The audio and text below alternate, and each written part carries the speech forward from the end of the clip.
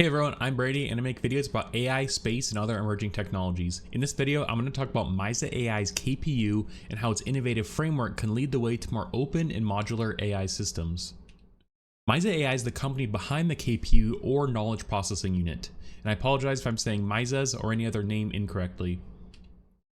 The KPU was first released in March of 2024 and had its first large update in November of 2024.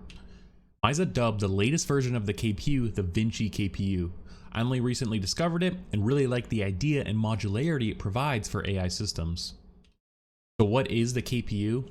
The KPU, which stands for Knowledge Processing Unit, is really more of an architecture or framework. It's an architecture designed to enhance the reasoning capabilities of LLMs. It separates reasoning from command execution and data processing, allowing certain components to only focus on one job.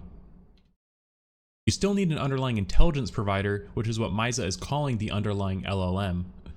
In fact, Maisa was using GPT-4 Turbo as their underlying intelligence provider. I'm not sure what model they're using currently, as this information was from their blog post in March, and they confirmed they're using more up-to-date frontier models on X. KPU is meant to be added on top of an existing LLM. They can think of OpenAI's O1 and how it can reason, but you can add the reasoning part to any model and use any model for the reasoning itself, including O1. This is what the KPU architecture enables. The better the underlying model or intelligence provider, the better the performance of the KPU. This architecture allows for more modularity and control of AI systems. I would love to see more frameworks and architectures built using a model-agnostic approach like Maisa has done with the KPU. We'll get into how the KPU works next, but first let's talk about the other benefits outside of the modularity.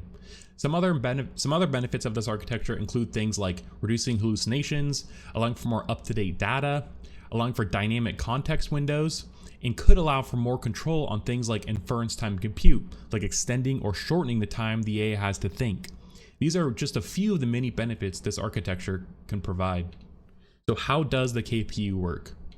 It's built around three things: the reasoning engine, the execution engine, and the virtual context window. The reasoning engine is the brains of the KPU and orchestrates a step-by-step plan to solve the prompted task. It relies on an LLM, the underlying intelligence provider we mentioned before, and available tools to design the plan. And then we have the execution engine. It processes and executes instructions from the reasoning engine. The results are sent back to the reasoning engine as feedback and for replanning. And lastly, the virtual context window. It manages the information flow between the reasoning and execution engine, as well as acting as memory for the two. It controls what should and shouldn't be shown to the execution and reasoning engine. This allows for more efficient use of tokens and to ensure the reasoning engine only gets information it needs to reason on, and the execution engine only gets data it needs to complete the task from the reasoning engine.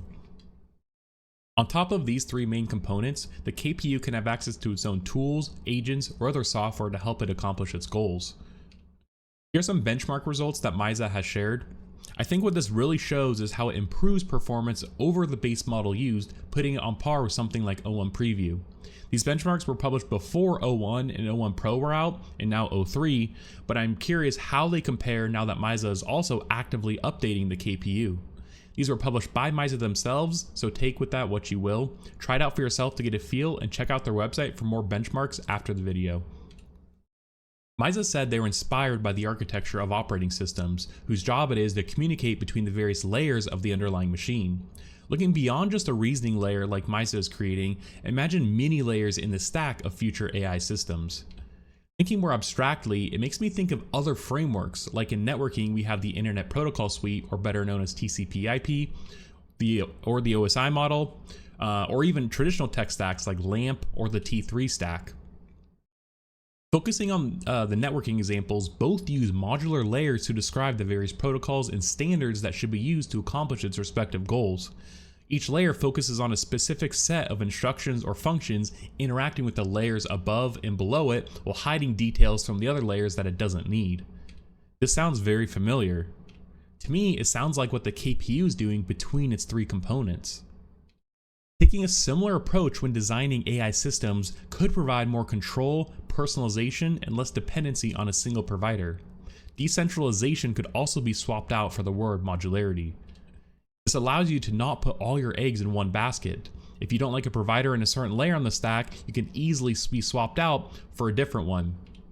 I've come up with some ideas for layers that I imagine future AI systems having. If you have any other creative ideas, let me know in the comments. I would love to hear more. We've already mentioned intelligence providers and reasoning as layers, but I envision having a few layers before we get to these, something like memory and compute.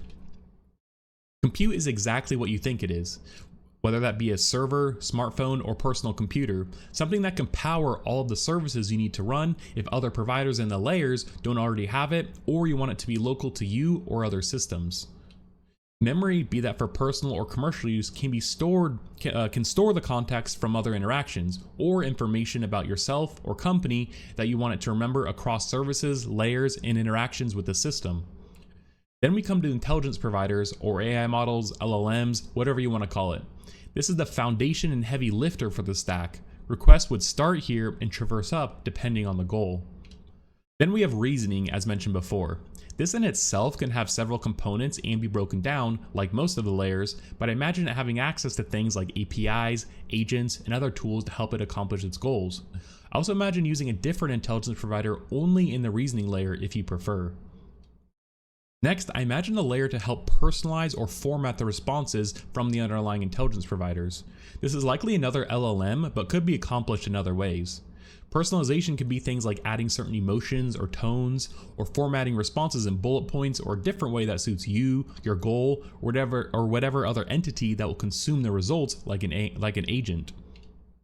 And lastly, the delivery device, like whether it is being delivered via voice assistant, smart glasses, smartphone, etc.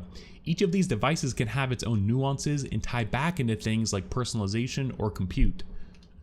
While I presented these ideas as layers or in a stack, I also imagine it being more like a graph where each layer is a node which can connect to many other nodes depending on the request or goal. Each of these components has much more depth and each has their own tech stack in itself, but we can save that for another video. Quick side note, depending on your definition of AGI, I also think what people describe as AGI will look something like this modular system and not just a single entity, company, model, or piece of software like we're seeing with so many platforms like ChatGPT or Claude. It'll be a combination of layers, frameworks, and systems all working together to create artificial general intelligence. Alongside Maisa, we're already seeing other startups creating products to allow for more control and modularity in AI systems. Take OpenRouter, which acts as a proxy or gateway to connect your app to various models, allowing you to pick the best provider based on price or other parameters you determine. This allows you to easily move between models while changing little to no code or configuration in systems that use it. We also have companies like Modular, whose name is very fitting for their products and this video, that are building products like Max, which creates an abstraction layer that allows developers to use their preferred cloud provider or model. And last highlight is Mem0 or Memo, not sure the correct pronunciation, that markets itself as a self-improving memory layer for LLM applications and is nearly exactly what I would envision for the memory layer in the AI system stack. Today, single companies already provide many layers in this stack, but the hope is as we progress towards AGI, there'll be more players in the game of AI, allowing for more modularity and personalization and variety for you to choose. I'll have all companies, blog posts, and benchmarks mentioned linked in the description below, and I encourage you to try out the KPU for yourself on Maisa's website. Thank you for watching and listening to my ideas. I'd love to hear other ideas about more open and modular AI systems and startups who are embracing it too. Let me know in the comments or stop by my stream at 9 a.m. Pacific, Monday through Thursday, where I talk about topics like this and other news and updates in AI, space, and the latest big tech drama. If you enjoyed the video, please give it a like and subscribe to my channel, and thank you for watching.